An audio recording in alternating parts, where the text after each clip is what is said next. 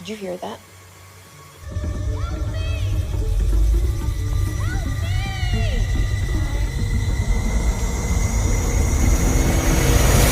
Becky!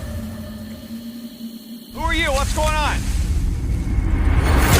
My boy, he's lost in here too. This is nuts! It's only a field. What's happening? He went the other way! Natalie! How long have we been here? That sounded like me. Grass. It's just grass. Becky, who is 7 months pregnant, asks her brother to stop the car because she is not feeling well. Later, the girl tells Cal that she is not yet completely sure of her decision. They are halfway to San Diego, where a family lives who are ready to adopt her unborn child. Suddenly, from a field of tall grass, cries for help began to be heard, which belonged to a boy. He said he was lost. The brother and sister decided to help him. Becky was very surprised when the boy stated that he had been here for several days. At that moment, a second voice rang out, belonging to a woman who asked Tobin not to call anyone here. Cal and Becky found the situation strange, for the boy and the woman appeared to be very close to the road. Cal and Becky entered the field of tall grass. Following her brother, Becky started to call 911, but almost immediately the connection was lost. Becky panicked when Cal was out of sight. They could hear each other perfectly and were right next to each other, but they still couldn't meet. Becky began to suspect that something was wrong. The brother and sister wandered around the field for several minutes, but could not find each other. Becky realized that Cal's voice was getting farther away, though he claimed he hadn't moved. Becky and Cal agreed to jump up at the same time. When they did it the first time, they saw that they were close to each other, but when they jumped a second time, the distance between them was enormous. Cal, not understanding how this was possible, began to look for his sister in a panic, slipped and fell in the mud. In the grass, he saw the carcass of a dog. Sunset was approaching, but Becky and Cal still hadn't found each other. The brother told the sister to stay put, otherwise they would wander in that anomalous field forever. Seeing a strange man, Becky became a lurk. It turned out that his name was Ross. He is looking for his wife and son here. Despite her fear, Becky agreed to go with him. Before setting off, Ross advised the girl to keep up with him no matter what happened. Night fell. Cal sat down on the ground and cried helplessly. Suddenly, Tobin came up behind him and told him that the field only moved people alive. One day, he and his parents heard cries for help from the road. That's how they ended up here. The boy also told that the tall grass was talking to him through a stone. Cal doesn't understand what's going on, but when Tobin offered to show him something, he agreed. Meanwhile, Becky confessed to Ross that the father of her child had abandoned them. At one point, the girl stumbled and saw someone else's things lying on the ground. Becky realized she'd lost sight of Ross and panicked, calling out for him. Suddenly, a silhouette appeared in the grass beside her. Tobin led Cal to a huge black stone in the heart of the field. The boy suggested that Cal touch it. As if under hypnosis, the guy was about to do so, but when he heard his sister screaming, he rushed to look for her. In the following shots, we see a guy named Travis showing a woman a picture of Becky and Cal missing. Soon Travis stops at the Church of the Black Stone of the Redeemer, with Cal's car standing next to it. There is spoiled food in the interior. Travis went into the church, but no one was there. Later he found a book on the road, which Becky had been reading earlier. Realizing that the girl was in danger, Travis entered the field of tall grass.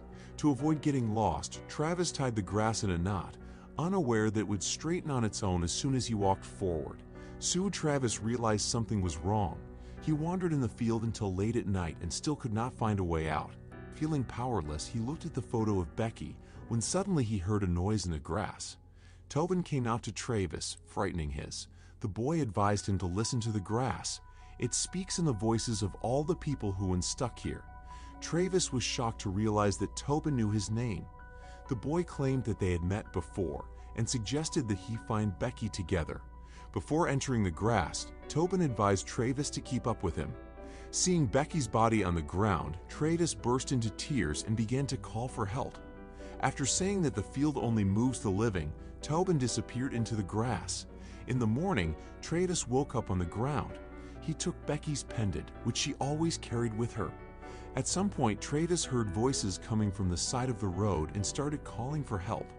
The guy realized that one of those people was Tobin, who for some reason did not recognize him. The dog and the family entered the field of tall grass, and almost immediately they lost each other. Travis realized that he had called them here for nothing, for it was his fault that this family was trapped. It got dark again.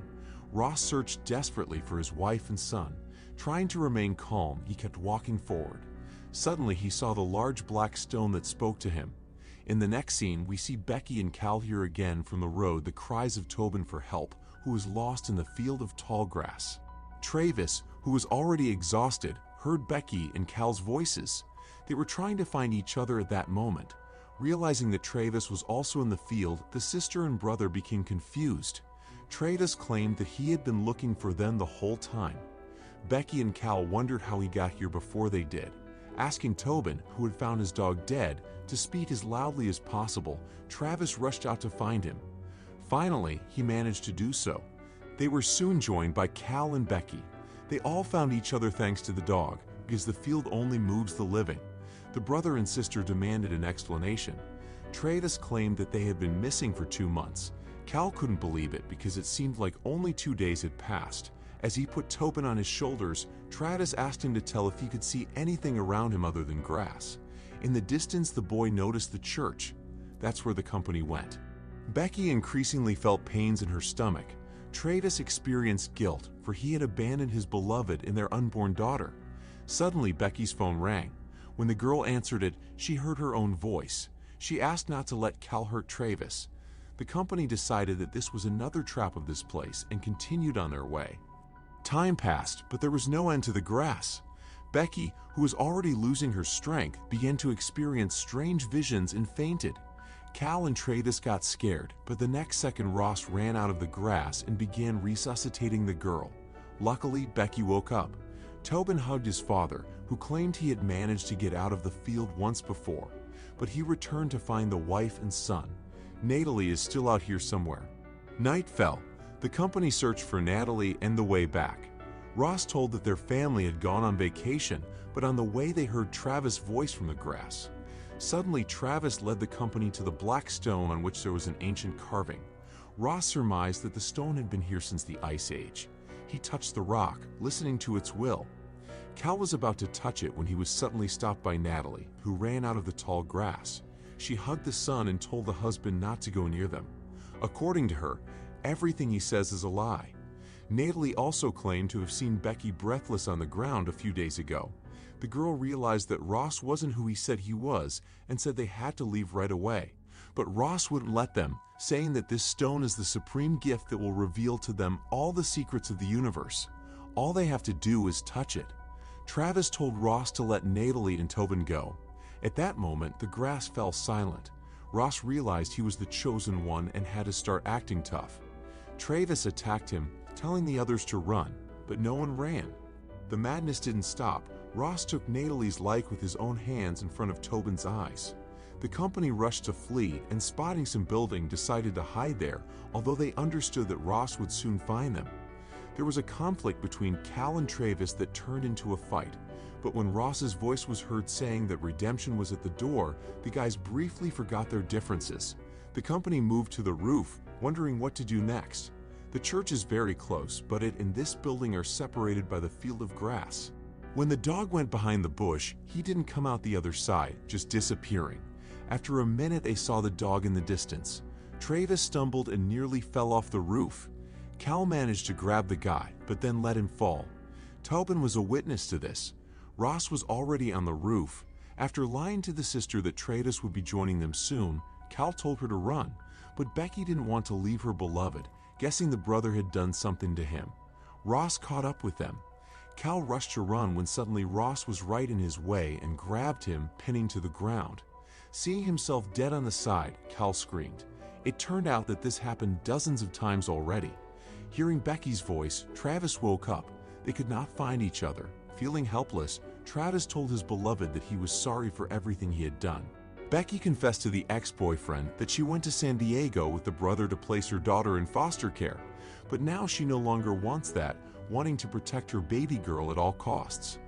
The lovers were almost able to touch hands when suddenly Ross grabbed Becky and threw to the ground. Seeing a pair of nail scissors nearby, Becky took them, attacked Ross, and taking advantage of the moment to run away. It began to rain. The girl walked through the endless field of tall grass. At some point, she began to be surrounded by human-like creatures with grass funnels instead of faces. The creatures picked up screaming Becky in their arms. The grass all around was alive and whispering.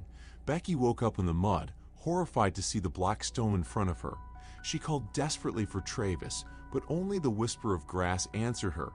Then Becky called her own phone, telling herself not to let Cal hurt Travis.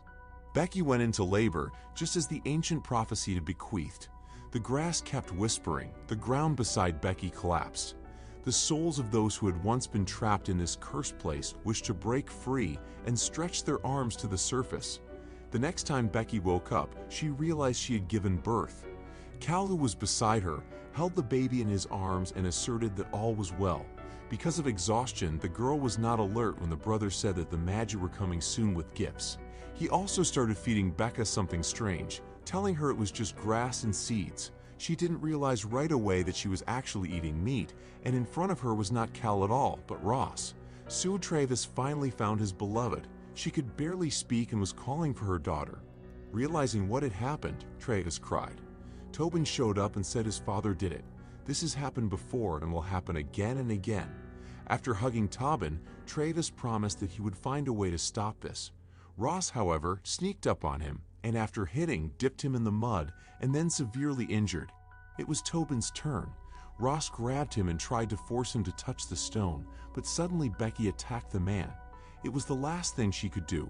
Suddenly, Travis woke up and said no one else would come back here, taking Ross's life.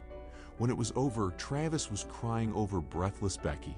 Desperate, the guy decided to touch the stone in order to take on this burden. This means that he will now remain in this place forever. Stone gave him all its knowledge. Tobin was frightened, not knowing what to expect from Travis now. However, he told the boy to just follow him. Then Travis handed Tobin Becky's pendant, asking him not to let her into the field. The next moment, Tobin realized he was in the church. The boy stepped outside when he heard his own cries for help from the grass. Becky and Cal were already here too and were about to enter the field. Tobin stopped them, saying that they had to get out of here or it would happen again. To prove the truth of his words, Tobin gave Becky her own pendant, saying he'd received it from Travis. The brother and sister realized something was wrong here. After putting Tobin in the car, they were about to leave. Becky also told the brother that she had changed her mind about giving her daughter to the foster family and wanted to return home. As he heard the car pull away from the field of tall grass, Travis was relieved. He had fulfilled his destiny, and now he was destined to